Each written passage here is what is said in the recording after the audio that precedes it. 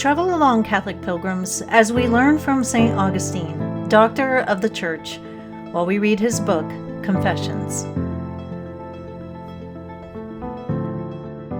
Welcome, Catholic pilgrims, to Book 7. There are 13 books within Confessions, and we are on Book 7, which means that we are more than halfway through the books. Today is a bit longer, so let's get started by opening to Book 7, Chapter 1 on page 133. By now my adolescence, with all its shameful sins, was dead. I was approaching mature manhood, but the older I grew, the more disgraceful was my self-delusion. I could imagine no kind of substance except such as is normally seen by the eye. But I did not think of you, my God, in the shape of a human body, for I had rejected this idea ever since I had first begun to study philosophy, and I was glad to find that our spiritual mother, your Catholic Church, also rejected such beliefs. But I did not know how else to think of you. I was only a man, and a weak man at that, but I tried to think of you as the supreme God, the only God, the true God. With all my heart, I believed that you would never suffer decay or hurt or change, for although I did not know how or why this should be, I understood with complete certainty that what is subject to decay is inferior to that which is not, and without hesitation I placed that which cannot be harmed above that which can. And I saw that what remains constant is better than that which is changeable. My heart was full of bitter protests against the creations of my imagination, and the single truth was the only weapon with which I could try to drive from my mind's eye all the unclean images which swarmed before it.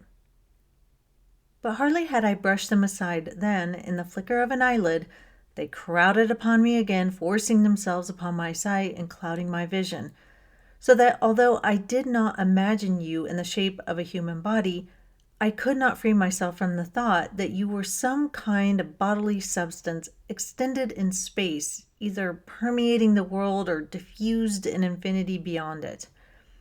This substance I thought of as something not subject to decay or harm or variation, and therefore better than any that might suffer corruption or damage or change.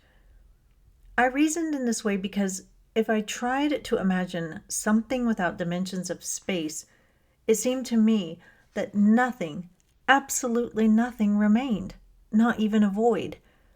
For if a body were removed from the space which it occupied, and that space remained empty of any body whatsoever, whether of earth, water, air, or sky, there would still remain an empty space. Nothing would be there, but it would still be a space. My wits were so blunt, and I was so completely unable even to see clearly into my own mind, that I thought that whatever had no dimensions in space must be absolutely nothing at all.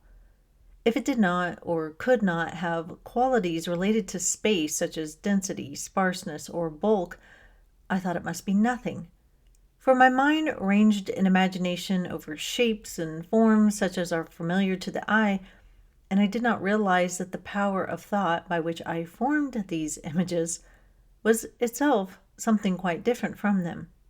And yet it could not form them unless it were itself something, and something great enough to do so. So I thought of you too, O life of my life, as a great being with dimensions extending everywhere throughout infinite space, permeating the whole mass of the world and reaching in all directions beyond it without limit, so that the earth and the sky and all creation were full of you, and their limits were within you, while you had no limits at all. For the air, that is, the atmosphere which covers the earth, is a material body, but it does not block out the light of the sun. The light passes through it and penetrates it, not by breaking it or splitting it, but by filling it completely. In the same way, I imagine that you were able to pass through material bodies, not only the air and the sky and the sea, but also the earth, and that you could penetrate to all their parts, the greatest and the smallest alike, so that they were filled with your presence. And by this unseen force you ruled over all that you had created from within and from without. This was the theory to which I held because I could imagine you in no other way, but it was a false theory.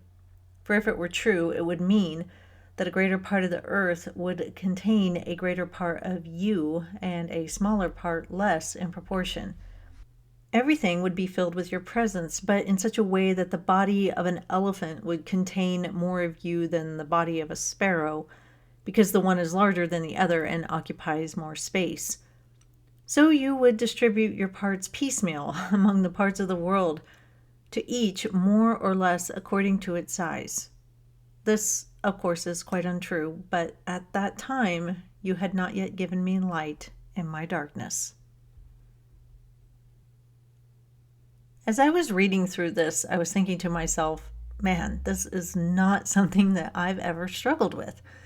This struggle to think of God as someone that doesn't hold shape or have a bodily substance extended in space.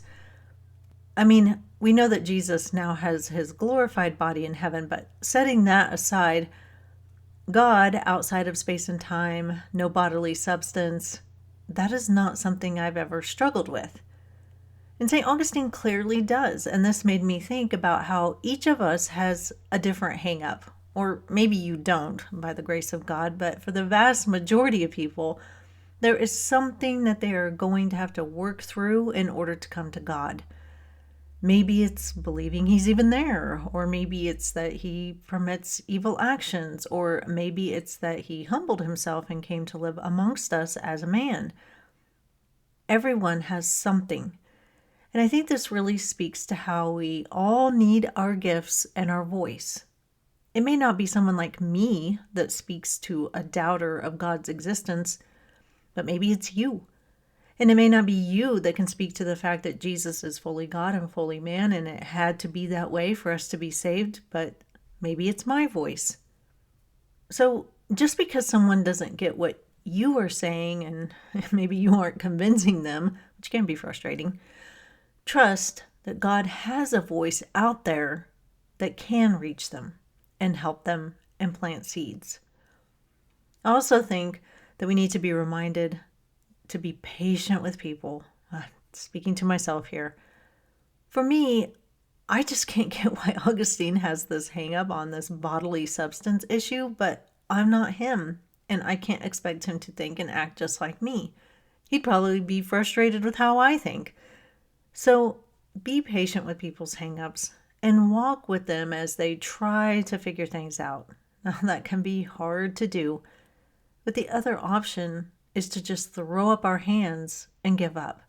And I'm not sure that that's ever worked for anyone. We will pause here for today, Catholic Pilgrims. Meet me back here for Chapter 2, and until then, live the faith boldly and travel well.